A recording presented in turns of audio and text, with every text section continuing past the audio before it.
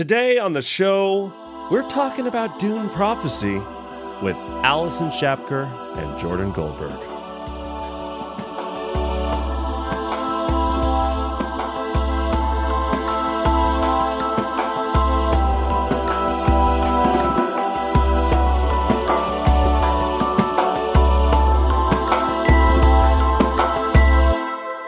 Welcome to Gom Jabbar, your guide to the iconic world of Dune. We'll be exploring the themes, philosophies, and characters found in the sandy depths of this vast universe, from Frank Herbert's groundbreaking novels to the adaptations on film and TV. My name's Abu. My name is Leo. And folks, Yeah. boy, do we have an episode for you today. My goodness. Yep. We just got done with this interview like mere minutes ago, and I am electric. I am just shaking with excitement. I can't wait for folks to hear it. We had the absolutely incredible opportunity and honor to sit down with Dune Prophecy showrunner and EP Alison Schapker and EP Jordan Goldberg. Mm-hmm.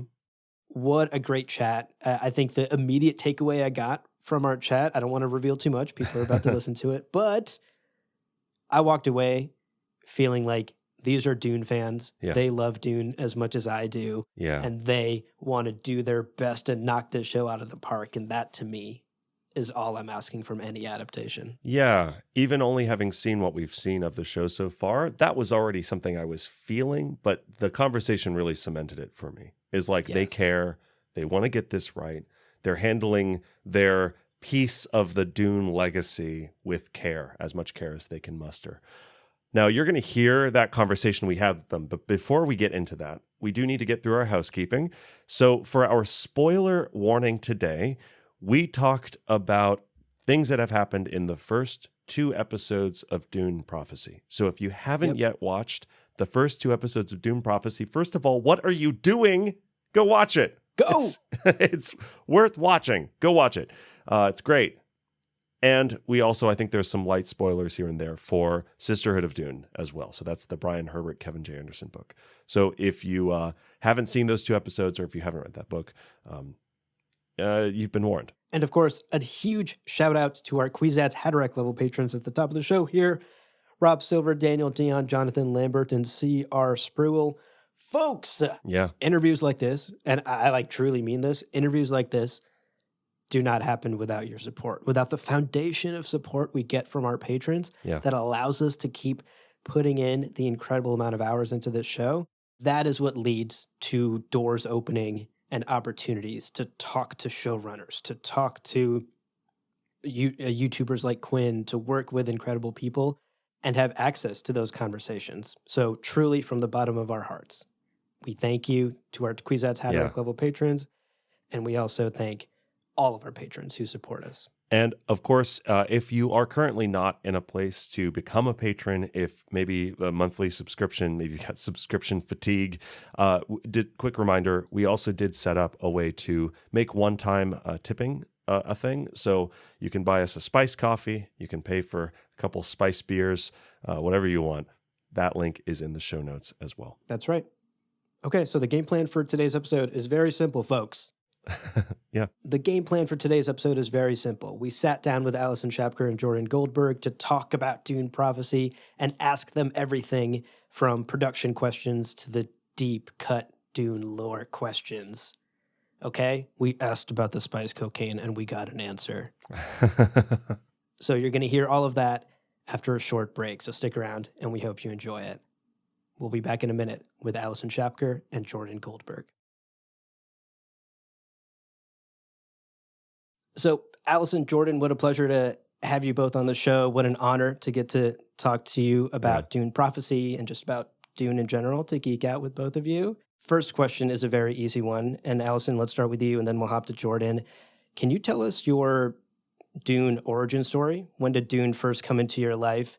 And do you remember what you felt then? And can you tell us a little bit about how your relationship with Dune has then evolved ever since? Yes, hi. Thank you so much for having us.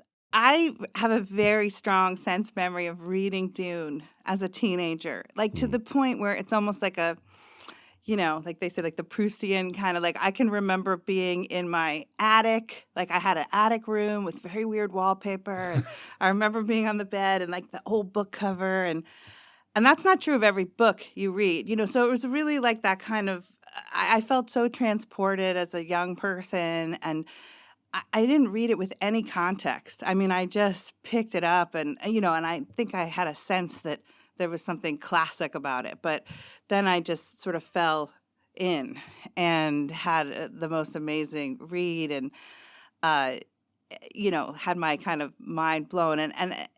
And then from that point on, I just was like a Dune fan, and I would keep an eye out for like anything Dune that would come along. And, so obviously I saw the David Lynch movie. I got incredibly obsessed with the Jodorowsky's Dune documentary for a time. That. Yes. There was a year where, like, if you knew me even vaguely at the holidays, like, you were getting Jodorowsky's Dune on DVD, like, for the Christmas. Incredible. But various adaptations. But obviously, then Denis films came along and kind of just, I think, reignited so many people's love of Dune, and kind of to rediscover it all over again in that way on the big screen was thrilling. And then I was just working away in my genre-focused writing career when I heard that they were making this television series. And, I didn't even really think about it. Like, it was just, for me, I was like, yes.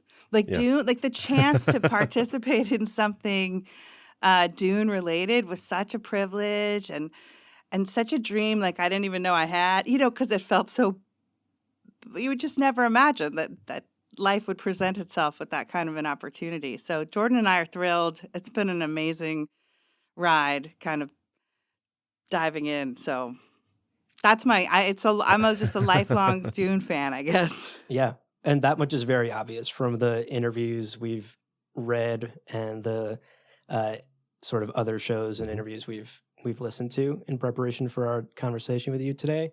That was like the number one thing. We were like, I think Alison is kind of obsessed. Yeah, I like it. Jordan, what about you? Where did Dune fit into your life? Dune, I guess my first kind of interaction with it was with the Lynch film. I was, probably 7 or 8 when it came out. And, when I lived out in Maryland, when cable TV came in, and like they would play the same movies over and over again, and that was like one of the few movies they played over and over again. And I just I don't know if I was able to kind of grasp all the concepts. The visuals are they kind of burn into your mind. So I had this kind of this appreciation for this world of imagination.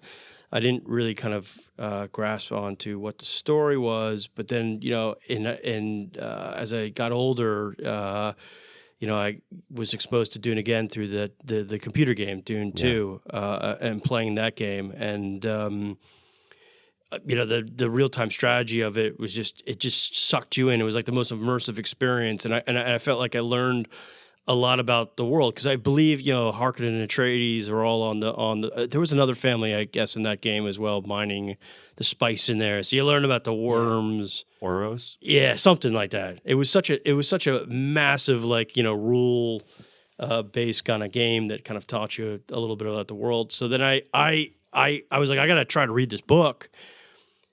Cracked it open.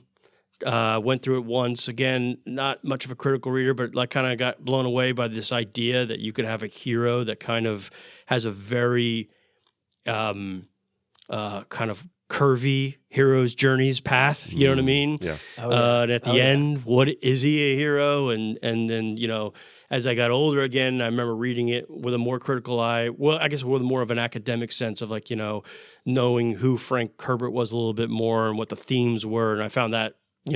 His life and what he brought to the novel, I think, was kind of fascinating, and just kind of was blown away about what the messages were in that film and what he was trying to get across, and and a lot of that I think I take into this show. You know what I mean? As we kind of follow our own story. I mean, it's not going to surprise anyone to know that we also love how deep and layered the Dune universe is. It can be addictive because there's always layers to peel. I also quickly Googled it. It's Ordos, House Ordos. Oh, nice. I was going to be losing my mind for the House entire Ordos. interview if I didn't look that up. Well, we should actually try to put that into the show, Allison. We Slip should just that in. try to. That Yeah, should yeah, be yeah. In our honor little of add to the in game. honor of the game. There you go. It's the number one buyer of whale-based products from the Duke of House Harkonnen, Baron Harkonnen. Exactly. There you go. Well, that's excellent to hear. And talking about the show a little bit, it's out. It's out now. People are seeing episodes. By the time this episode comes out, Congratulations. Thank It's you. out. People are seeing it. I know. So far, I know only right now as we're talking, one episode is out. How's the reaction been? How are y'all feeling? I mean, overall, I would say like we're excited. I mean, it's been, it's always an intense experience to work on something and, pour so much creative energy and so much of ourselves into it. I mean, so, to send it out for me is like, it's both inevitable. It has to happen. And, and then you feel like everybody's going to come at it. And, it's been interesting. I mean, I hope people are really enjoying it. I mean, it seems like we certainly have a contingent of people who are, and that's thrilling to us. In some ways, I can't look at the internet that much because, I'm trying to preserve creative sanity. But yeah, I mean, all I can say is like we made it with, so much love and respect for the material that we were trying to bring to life, and people really went hard, to try and reach a television standard, that would be exciting for people.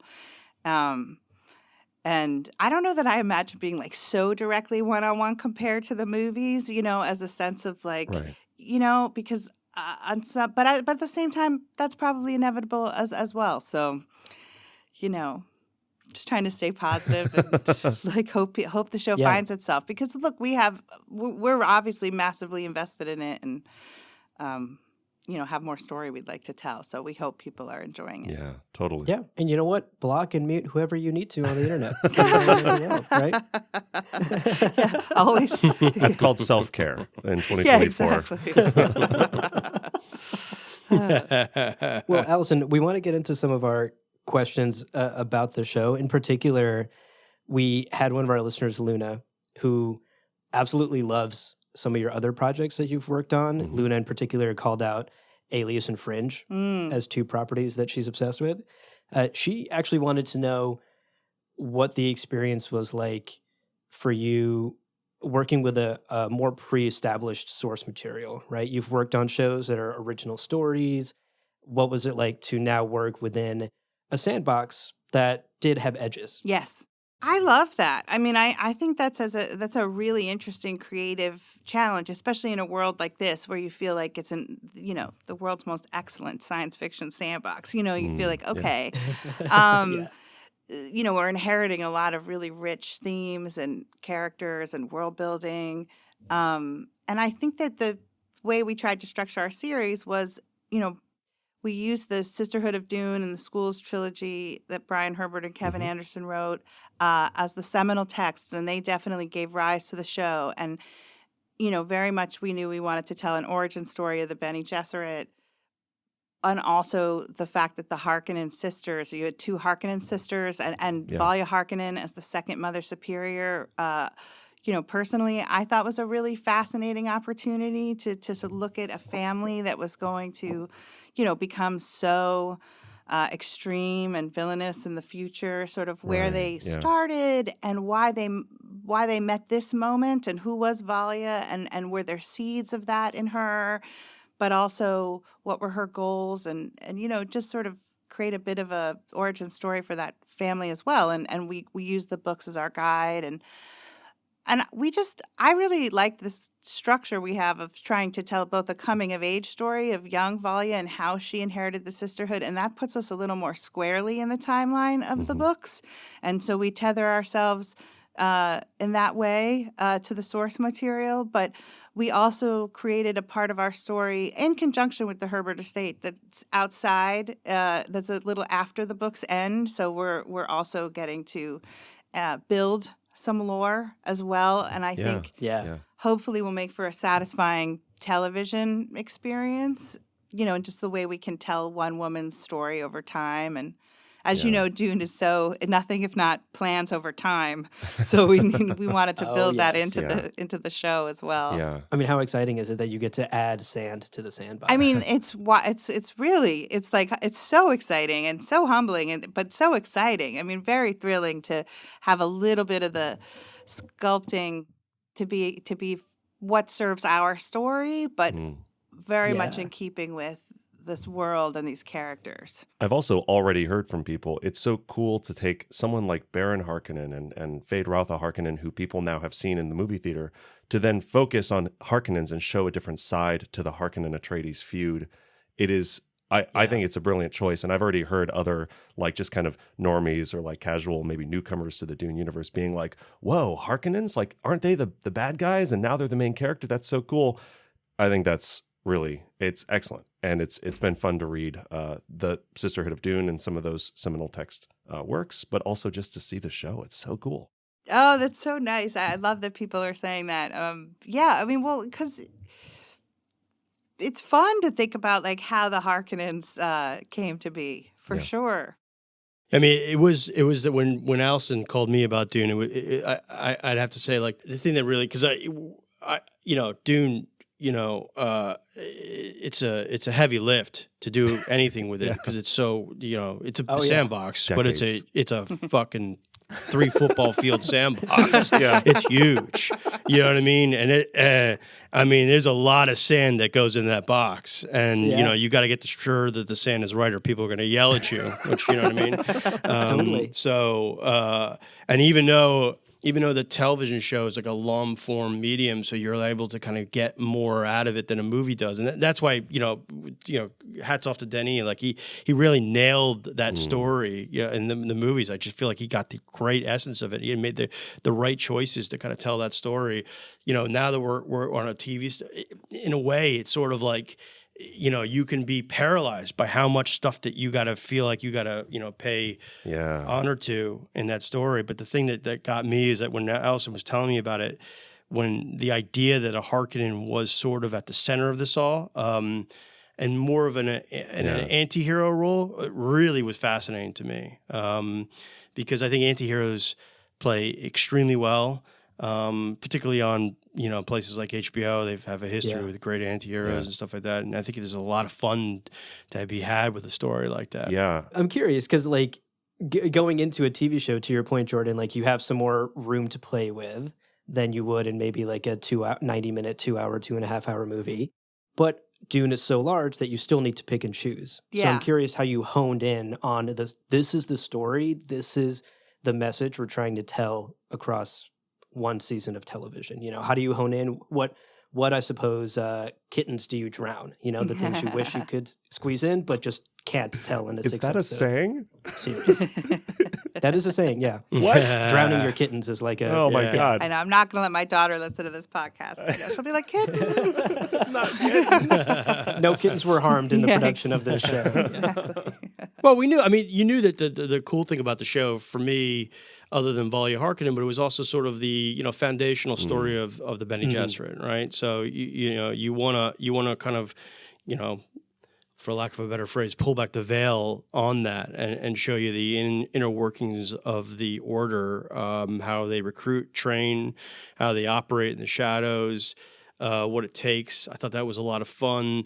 But ultimately, when you're kind of breaking these stories, you have to just think about like who your central character is, and it's Valia. And then, and obviously Tula plays a massive part in that. And then the kind of the central incident of this, reckoning that is about to come upon the Sisterhood and the Imperium at large allows it to be tied into the imperial family and what happens on Seleucus Secundus. It was, it's an interesting, once you have that structure, it allows you then to kind of investigate all sides of that thing. But you gotta always kind of think, these are my main players in these stories and we're going to be following them. And then of course, when you meet your villain, you then you get to follow that person as well. Yeah, and I would just add to that without wanting to be too spoilery is like we had a through line in terms of wanting to tell a story of like how Valia Harkonnen became the second Mother Superior. You know, where did she come from? Why was she chosen? Yeah. What did she offer? And see her kind of grow into her power on the one hand, and then on the other hand, to tell a story of a crisis that comes where her power is tested. And we know that the Bene Gesserit is called the Bene Gesserit, and this is called the Sisterhood. And so clearly her institution was challenged. Like, what led to that kind of reimagining of who they were? And that's basically the terrain of our series in success would be to understand that through this woman's life story. And so we knew in season 1 we wanted to see both how she consolidated her position as Mother Superior, but also in the present time period to be telling a story of how that will be drastically tested. So there's a bit of a rise and a bit of a challenge, I guess. Oh, that's excellent. Yeah, and I think by episode 2, particularly the end of episode 2, that through line is clear, to the viewer. You're like, we have a collision here. Even on a microcosm, the fact that she is the one that invented the voice. Yeah. This seemingly fail-safe thing that she can fall back on, and then to see it fail. And to be like, what do I do with that? Excellent moment. So great. What an electric scene. I mean, Emily Watson, first of all, is such a gift. Incredible. To be playing Valia and to be so unbelievably nuanced as an actor. And then Travis Fimmel, I feel like it's so incredible. So good. I mean, I could rave about our cast. Yeah. But like it's really fun to watch these heavy hitters kind of come and play together as actors. That was thrilling to me too to see. I took notes during the second episode. A full maybe fifth of my notes were just excellent line deliveries from people, just like superb choices that they're making that goosebumps, like that. Yeah, they're amazing. Oh, it's so good. Now, zooming out a little bit, Frank's narrative arcs, of course, moral ambiguity, you've got anti-heroes, you've got all of these themes alive and well. But also Frank was someone who was writing as a means of warning people about these charismatic leaders. Be careful of who you're following. And I'm sure he'd have a lot to say about populism today. Ecology, right? And becoming, of course, too reliant on technology. Those are very relevant to his time. Our listener, Daniel, and of course we too, wonder, are there any contemporary questions or topics or kind of maybe big challenges that you're kind of channeling or exploring through this series and maybe through Valia's story? Yeah, I mean, well, those are 3 big ones. I mean, definitely, I think, first of all, I just think it's amazing how Dune continues to be so prescient in terms of speaking to the themes. I can't get over it. And it keeps... you keep turning living through history, and then, it speaks to the moment in a new way. And I do think it's just an amazing time to understand that, for example, artificial intelligence is coming, and there's not going to be any stopping it.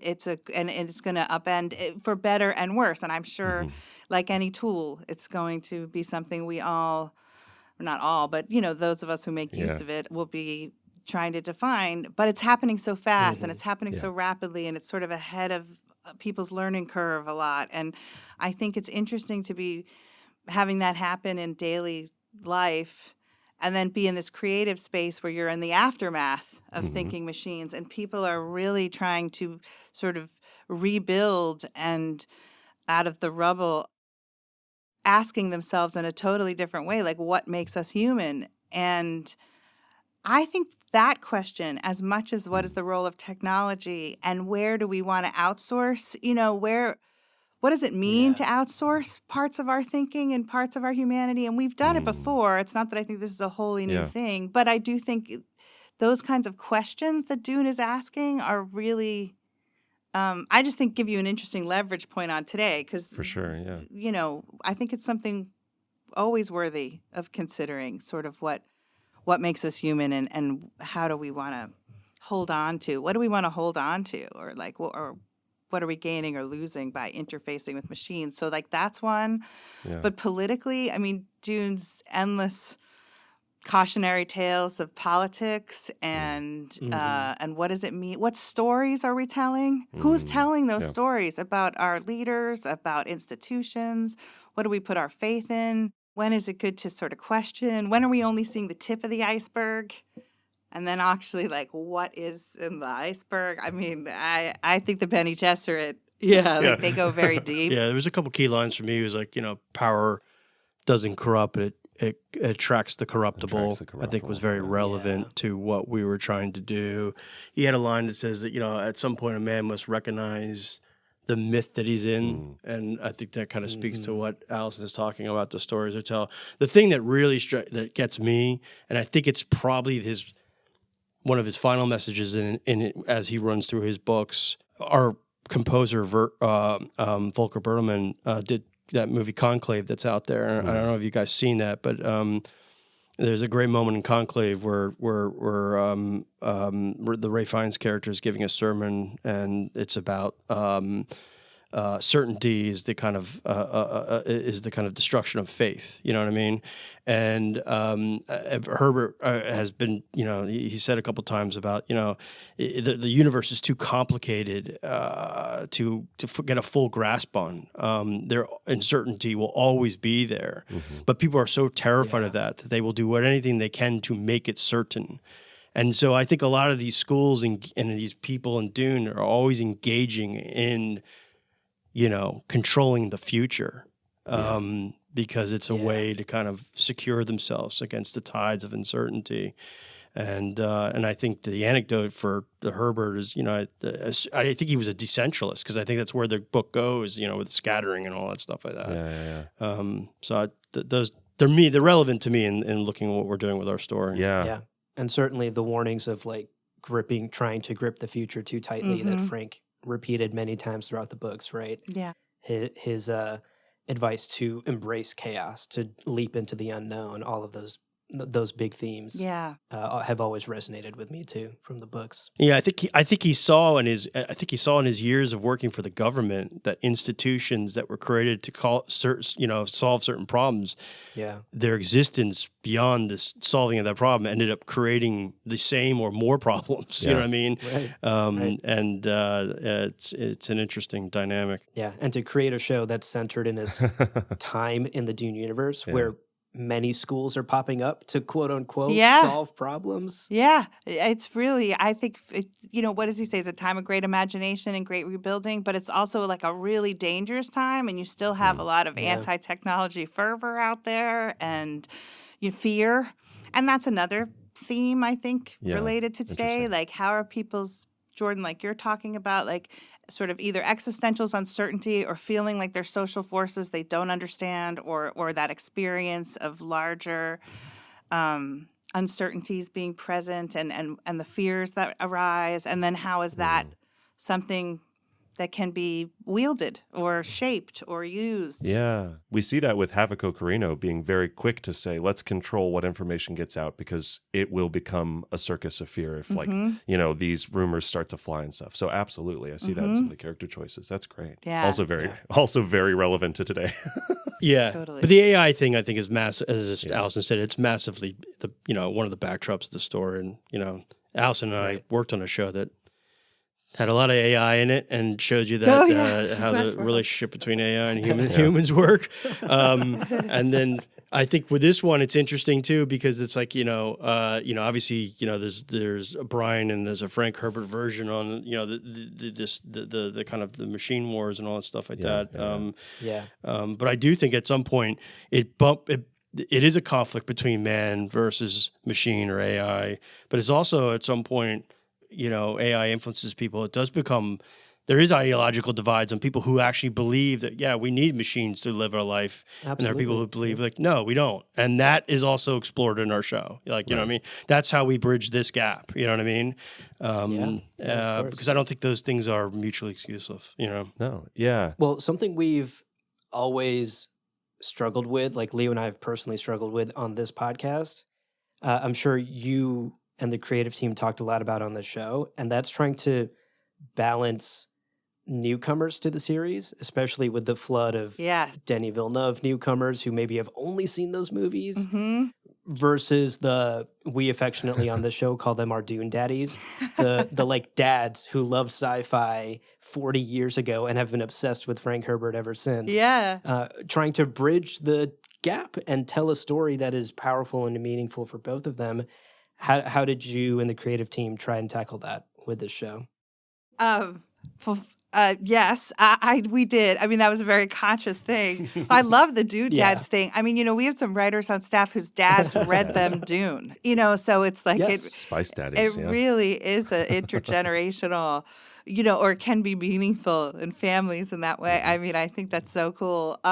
That was very conscious. I mean, that was something we talked about. It's something HBO was conscious of. It's something that we were conscious of. Like, how do we tell a story that doesn't dumb down Dune, that allows like the lore to exist in complexity and like nuance, and if you are, like you said, a longtime Dune fan, that you would be able to find things or enjoy things and maybe explain things to the person sitting next to you, that there was enough layers there, that there were things just for you. But at the same time, like, could we also tell a story that if you did happen to be, even, let's say you didn't even see the movies, could you start here? Who are those people? Oh my God, I know.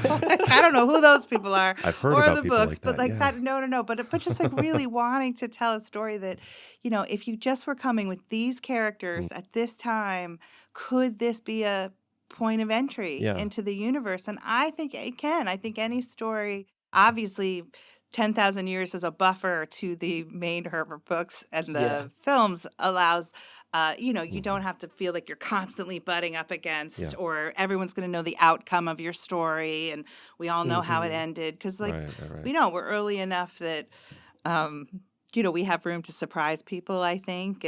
But we wanted to be, handhold where we needed to kind of open the world, but it was a balancing act. I mean, it's a tightrope, and we hope that on the whole, it allows for both kinds of enjoyment. Yeah. I mean, I'm fortunate enough to be married to someone that just does. My wife Izzy does not like any of the things I like. So, one of my litmus tests. Yeah, one of my litmus tests for this whole thing is like, what do you think about this? Like, you know what I mean? Yeah. And I could just say, like, I think it was unbiased because, like, she's, told me the truth many of times before. Immediately got into what was going on there. Because I think the sisterhood is an unbelievable, gateway into the story if you're the uninitiated. You know what I mean? It's a fascinating thing. But it's also sort of like we're following the deep state in space. These are spies. They're getting up to the games in the shadows and the kinds of stuff. It's there's enough genre conventions in there to kind of make it really kind of, and we when we get into those moments where, like, you're going to see the agony at some point. You know what I mean? Like, how do you marry that to a genre convention? And obviously horror feels like the perfect one to do it. And you kind of make it that moment. And I think that's really exciting. Yeah. When we broaden the world and give you a different glimpse, with the hover cars and suspensor prisons and what people are doing recreationally with, in that life. I don't that those kind of things, just to kind of give you a sense of, like, where the world is outside the, the kind of the major, playing field of the story. And actually, by the time this interview comes out, episode 2 will be out. And I just want to say, just bravo. Like, Spice Agony, Leo and I cannot stop talking about that. Really? It was incredible. Great. Like, I was giddy watching that. And yesterday we recorded like an instant reactions thing. And I said on that recording, like, to me, this is the definitive vision of the agony. Like, this is what it should look like. Like, this is what it is. Like, what an incredible interpretation. So really hats off to you and the team. Oh, well, thank you. I can't wait for people to see that. Yeah. That's so exciting. I mean, that sequence, I cannot explain the amount of time and development put into that. And I bet. I'm sure, I just, would love to give a sort of shout out to our VisFX team, because Michael Enriquez, our VisFX supervisor, Terrence, our producer. Michael Enriquez and Terrence Pratt. Yeah. I mean, they... that's not easy to find. How do you make it feel visceral and scary and so new good. And like you haven't seen it? And that was they really went to town on that. It was very exciting. And Chloe Lee, the woman who plays Lila, is going to blow you away. You got some stuff coming up that's going to be great. Oh, really? Oh, gosh. Oh, exciting. Yeah. I'll say from a lore standpoint, I can understand a sister who, through the agony, was very nearly taken by Abomination. I could see her coming out of that and be like, Abomination's the number one threat for our sisterhood forever. And I can understand how that would be the beginning of the trauma. Like, let's not do that ever again. I was like, this is too scary. I didn't sign up for a horror movie. This is terrifying. Yeah. So much fun. Oh, Leo, I can't tell you how great That's that awesome. is to hear. Yeah, it makes me feel good. We are loving the show. Very quick question. We were going to save this for the end, but I want to ask it now because you mentioned the recreational activities in this universe that you've shown us. Jordan, Yes. or Alison, what are they snorting? What are they snorting? What are they snorting? They're snorting. All right. So yes, they're not snorting straight up spice. Okay. I think this was Abu's favorite scene, right? Yeah, I know Abu loved it. And I just want to say, I am in the club. In the club. It's synthetics. I think of it as an Adderall, like I clearly don't know what Adderall goes with, but like in real life. But, some kind of a drug cocktail where like the spice is sort of maybe doing some mind bending, enhancing, or is helping you be alert through your drug trip, or but it is not straight up spice. It's married to other. But substances. there is spice in the spice in my essence mind, there's a little bit of spice in laced that. with a bit of spice, laced perhaps. with a whole bunch of other synthetic drugs. Gotcha. Spice is nice, man. The spice is nice. Spice is nice. I mean, Star Wars and Dune agree. Look, Frank Herbert never shied away from drugs in his stories, so there's no. I realize I'm like, first of all, I've never had. I wish I had. But like, I'm like, don't they? What do they do? Do they? We all believe you. Yeah. Is it an espresso martini? Like that principle of I want to be alert and I also want to be really high. Like I feel like that's sort of the vibe I imagine the club goers were enjoying. That's so funny. Well, actually, since we're geeking out about lore, we did have a serious question for you two that we're dying to know. Obviously, this podcast is so much about Dune lore. We dive into every nook and cranny of it that we can sink our teeth into. And we're curious, as this show was coming together, what were some of the guardrails that you were working with? Like, were there any like must-haves that your creative partners said had to be in the show in terms of lore or how much you could bend the lore? Or did you just have like total free reign and flexibility to take the show wherever you wanted, Like, is there what comes to mind for me is like George Lucas always had a rule that lightsabers always have to be certain colors until he eventually broke that rule. Yeah. There's a mythology team at Legendary because we work with Legendary as our partner along with HBO. They're keeping an eye on the franchise aspect of it and the canon aspect of it that they want to endorse. Cool.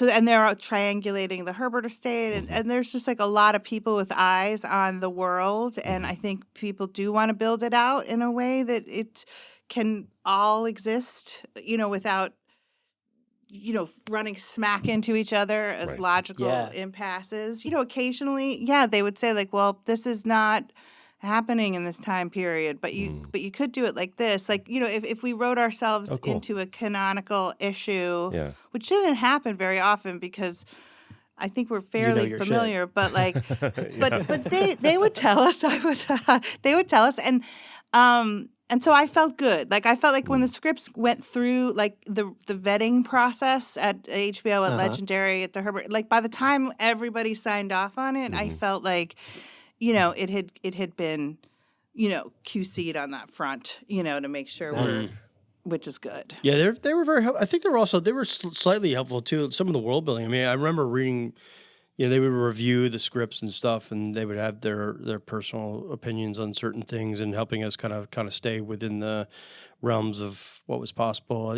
Things like the Suspensor prison. I think there was an idea about that. I think it was cool, and stuff. It was very helpful when we needed to kind of.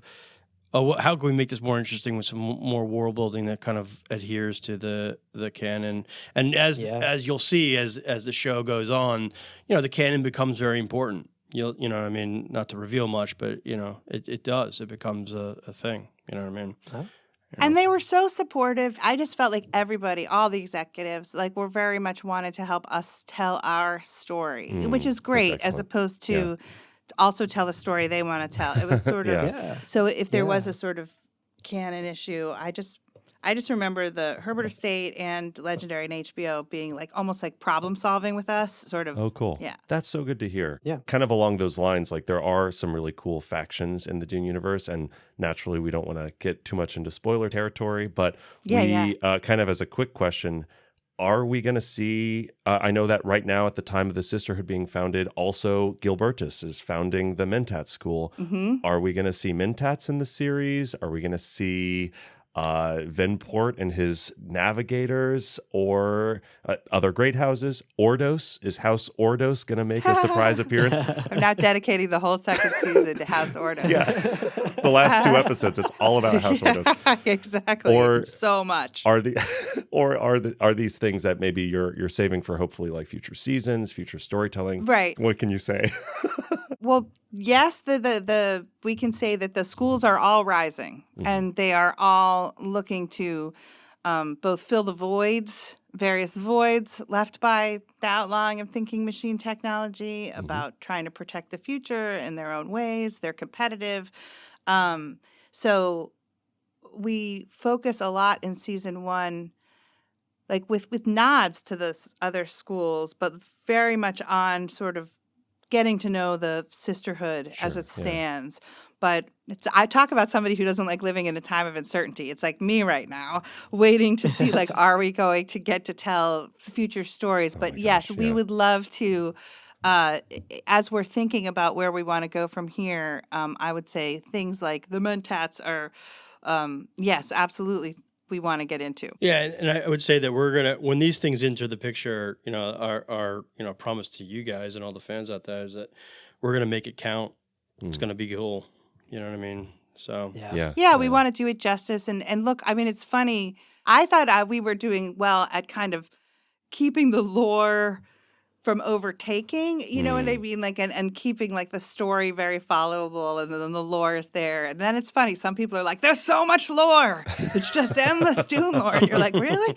And then other people are like, it's not Dune, so it's interesting, like that balance to try and find.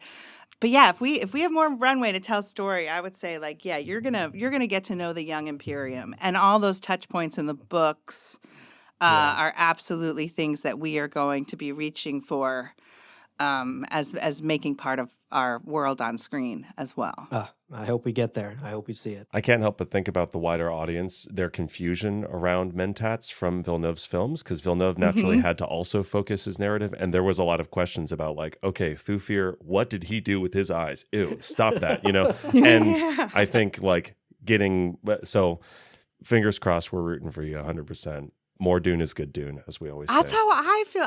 Well, thank you. That's why I love your podcast. I do think more Dune is good Dune. It's my opinion. Yeah, what a time to be a Dune fan, Yeah. I know. What a time. And it is such a huge universe. Yeah, it is. Well, speaking of the future and looking ahead, perhaps even beyond prophecy, which I don't know, may be tough for you right now, but we're curious. I mean, Dune has endless stories to tell, both things that have been written about, but also things in between the pages and in between the lines that are only referenced, that are ripe for exploration.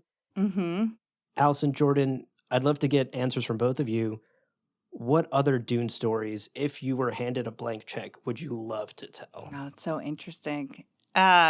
Well, it's a question. Do you go backwards? Do you go forwards? Because there's like great story on like both sides of where Dune prophecy is located. Like the Butlerian Jihad, the Great Machine Wars, as we're calling them. I mean, I don't know that I have one that I would be dying. I'm so in love with our time period in our schools right now. Like I'm exactly where I want to be.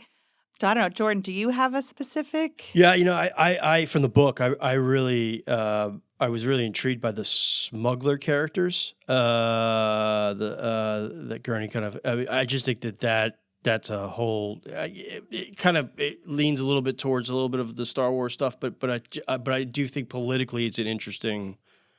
Arrakis to me, there's a Casablanca vibe to it. You know what I mean? Like your enemy could be your friend the next day, and all that kind of stuff. And I think that what's going on the planet with those type of characters is that Gurney ends up hanging out with, is fun. So that would be an interesting war too. The Sword Masters are another group because they get up to they're pretty amazing, and their lineage is very interesting. I think you know what I mean. So those would be cool shows. For sure. Oh my God, you just made me so happy. I'm like such an obnoxious fan of the Tuick family and the smugglers that are the coolest. Yeah, because they're like living in the cracks between these giant powerhouses, but they're still a piece of the economy, and they're like, it's so cool. Oh, my days, man. I agree. I mean, there's nothing better than like the world building in Dune. I mean, like in terms of sort of like you said, like the economy getting all that nuance and all those players. Another quick question, just off the top of your head. Don't think about this too hard. Favorite Dune character across any of the properties? The one that resonates with you the most? Oh, wow. Doesn't have to be from Prophecy. It doesn't have to be. It can be. Yeah. Oh, man. Well, I think when I first read it, like I feel like it's so obvious that I was like kind of Paul identified, as a reader at first, and then that was such a trippy thing. But no, I would say right now I'm loving Valia. Would be my favorite character at the moment. Yes. What about you, Jordan? Dune, Baron Harkonnen from the Dune book. I mean, because he's an interesting villain to me because. He's got a lot of these aspirations to be so dastardly and mean, but he's also a constant complainer. There's a lot of bureaucratic logistical things that he has that he's like undergoing. And I feel like, it's just like this, like every kind of strong man gets themselves in a situation where it's like, I can control the situation and then realize like, all the moving parts involved in that, and just like the bemoaning of it all, and he's trying to activate his nephew, and his nephew's a wild, and he's got joint problems from being so out of shape, and it's just like the whole. There's a really like every time I read it, it was like, oh, this guy, I get this guy. He's like he's his anger comes from many places. You know what I mean? I feel like him sometimes in the morning when I'm getting my kids up ready for school. So I get it. You know what I mean? So he's kind of my favorite. Yeah. That's amazing. Great pick. I will also say that like the more we talked about it, the more I'm like, oh yeah, he's playing the Imperial game by the rules. He's the one following the rule book of killing, lying, stabbing, murdering, all that. And then he gets upturned by some sassy kid from what is happening?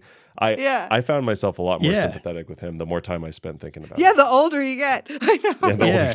I mean, the beauty of it, it's amazing. And it's I can't speak for 10,000 years, but, grudges do get passed down totally to families. I mean, that thing does exist. I mean, there's grudges that are just like genetic in a certain way, and the idea that we get to kind of flip the card and say, and you'll learn more about this in the next episode. With Abelard Harkonnen, who we kind of mentioned in the prologue of episode 1. The Harkonnens are not. The situation is not what they. What you think it is, you know what I mean? Mm-hmm. But the fact that kind of situation has tipped the cards so that the Baron is who he is later down is it's interesting. It's interesting how that can create such villainy. True. Yeah, true. Great pick. Well, we're at time, and you all have been so gracious with giving us this much time already. Just as a closing thought, then, is there anything that we haven't asked either of you, or any message that you want to sort of send to our listeners, other Dune fans out there, people who are just discovering the show? Any final closing thoughts? Mm-hmm. Well, I definitely just want to reiterate, like, we really want you to come check out the show and, hope that you give it a chance to develop. It is a dense world, but it's also, like, to me, such a rich world. And we try to build in a lot of fun and surprises and payoff so that it's a ride worth taking. So I would just invite people to enjoy it. Mm-hmm. Yeah. I would say that, we made this show with a lot of love and joy and respect for the world of which it's set in. I've worked with Alison before. I think that she is an incredible showrunner. I think she was the right person for this job because she has a tremendous amount of respect for the canon. And so I think that for those of you who are the initiated, who love the thing, I think you'll see that appreciation for it in the show because it's in the DNA of what we're trying to do with the story. And for those of you who aren't, I think it's an incredible introduction into this universe, and I hope we'll get excited about reading more Dune. Yep, this could be somebody's Dune 2, the video game, their entry point. Exactly. There you go. This could be your gateway. Oh, it's a total pleasure. Yeah, thank you so much for joining us. It's been an absolute blast. Thank you. Oh, thank you. Like I said, we're such fans of the podcast and regular listeners. So it's been a real that's flattering. privilege being here. My God, so much pressure. I'm going to be super self-conscious in every episode going forward. Yeah. That's awesome. Thank you. Of course. Well, there you have it. My God. Yeah. So it's Adderall. It's been Adderall all along. Spice-laced Adderall. Spice-laced Adderall. Yeah. I'm okay with that. I'm willing to accept that. I'll try it. I mean, fine by me. Yeah. Same. What? I love it. Yeah. What a great conversation, Leo. I had so an much absolute blast. Yes. I think, honestly, the most humbling and flattering and kind of confounding part of that is that Alison and Jordan both joined the call and immediately were like, we're huge fans. Yeah. I can't believe we're getting to talk to you, Boo and Leo. And I was like, do we have this backwards? We're supposed to say that to you. We're supposed to be like, oh my gosh, we can't believe we get to talk to you. You know where I'm at with all of that? I think they were being sarcastic. I'm just going to tell myself they didn't mean any of it. Denial. Maybe. I'm going to deny everything. I don't have a podcast. What are you talking about? Gom Jamar, never met her. Like, oh my gosh. It was incredibly flattering. Yeah. I mean, it didn't make it into the interview because we didn't hit record in time, but before we started rolling, they were saying like wild stuff that I'm still having a hard time believing. They were like, oh, we've listened to your show for years. And in fact, some folks in the writer's room of Dune Prophecy listen to your show. And like, we've learned so much from your podcast about Dune. And that to me is, that's surreal. Gosh, you know, that feels pretty surreal. But they were so lovely, you know, and that was the energy of the whole interview, as everyone just heard. I think they were very direct and honest with all of their answers. And again, it's very clear that they're huge fans of this property and this universe, and they respect it so much. Yeah. And that to me means a lot. That's what I was going to say. Like, I think any interpretive work of art, any huge collaboration with hundreds, if not thousands of people working, like, you can walk away from a work of art and be like, that's not my favorite work of art. But at the end of the day, if the artist is there and the artist loves and cares about the process and loves and cares about the things that we love and care about, that means so much. And I think it goes a long way for me as a fan of the show so far, also to extend more goodwill toward, like, if something I don't agree with happens, it's like, okay, yeah, totally fine. Because it wasn't done out of like, fuck this franchise. We don't care about this. It's just, that's just how art is. So I really enjoyed the conversation. I think it's so fun to hear how much they care about it. The fact that they like offered to talk again at some point, again, pinching myself, I would love to talk to, especially because I think once the full show is out, to talk about what's in the show, what's not in the show, things like that. Oh. Yeah, then the mittens are off, you know? Then we can talk about anything and everything. These damn mittens are finally off. They're trying to get these mittens off for years. Yeah, what a great interview. I think one of my all-time faves that we've done over the 4 years of doing this podcast, that this is one I'm going to remember for the rest of my life. What a good one. I hope our listeners enjoyed it and got a ton out of that, as much as we got out of it. And it was great. It really helps shape the show for me, and I can't wait to keep watching, right? Jordan teased some things to come in episode 3 that we're wondering about. And, you know, we still have a whole season of TV left to go, and hopefully more seasons in the future. Yeah. And as we kind of wrap up this episode, and we'll remind you of how to support the show as well, I would say we got a lot of our questions, as you can tell from an interview, from listeners. We prompted people on in the Discord. Yeah. So if we chat with Alison and Jordan again, that's a good reminder that pay attention to the Discord. If you haven't joined the Discord already, join it. I know it's a little hard sometimes. If you don't have Discord already, it's kind of a pain to install. But we did grab some questions from there. That was awesome. I really appreciated having effectively like a research team for us to suggest places to bring the conversation. So very grateful to everyone who contributed via Discord. And that is sort of the pivot into saying, if you want to support us, if you want to join the Discord, if you want to be a part of these conversations moving forward, the best way to do that is to become a patron, is to support us on Patreon. You said this at the beginning, Abu, but like we can't have these conversations with people without putting a ton of time into making Gom Jabbar as good as it is. And doing that takes time. And time is not free any longer as we battle the marching clock toward the void at the end of every man's life. Yeah, exactly. Anyway, death. So become Death a patron. Constantly looming. That's my pitch for the Fremen Nabe level of our Patreon. We also have Dune themed swag, I guess. I mean, if you just want to bedazzle yourself on the way toward the grave. Look, if we're all going to die, you might as well die in some Gom Jabbar gear. Am I right? Get a pint glass. Why not? The weirdest, most morbid outro. Yeah, I love it. I love it. Okay. Well, also another quick reminder, we love to hear from you. Again, so many of our questions for Alison and Jordan came from our Discord conversations with all of you. Email us. gomjabbarpodcast@gmail.com is a great way to keep in touch. Becoming a patron and joining Discord is another way to get more involved. Talk to us all the time about Dune stuff. We love it. We love interacting with our listeners. We love that we have this wonderful community around a franchise that we all love so much. So reach out, say hello, send us cute pictures of your pets. Tell us how much you fear death, I guess. I'm trying to Where are connect you back being to buried? the morbid Yeah. vibe. Do you have a plot? Yeah, there we set? go. Yeah. There we go. Yeah. I wasn't thinking where about would it. you want, which Dune planet would you want your ashes spread on? Oh, that's a good question, Abu. Right? Yeah. gomjabbarpodcast@gmail.com. Wait, no, Abu. What's your answer to that? I want my ashes mixed with some lube on Kamat. Just get me in the action.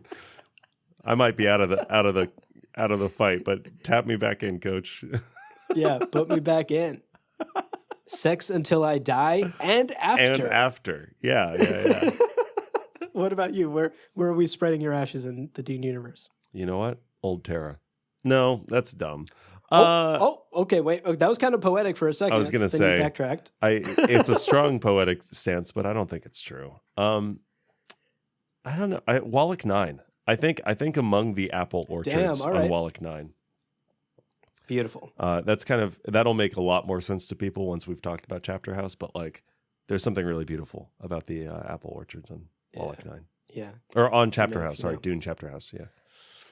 Yeah. Okay. Well, there are your very morbid reminders, folks. Thank you so much for joining us on this episode. Thank you to Alison and Jordan and the folks at HBO who coordinated all of this. Yeah.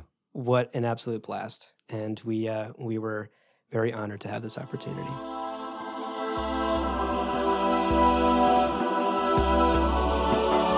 Well, friends, there is no real ending. It's just the place where you stop the recording. But this podcast is always one step beyond logic. So help spread the word of Muad'Dib and leave us a review on Apple Podcasts and Spotify. And be sure to check out the other shows on the Lore Party Podcast Network on loreparty.com. You can also follow us on Twitter and Instagram at @lore_party. You can also watch video versions of select episodes on the Lore Party YouTube channel. Thank you so much for listening.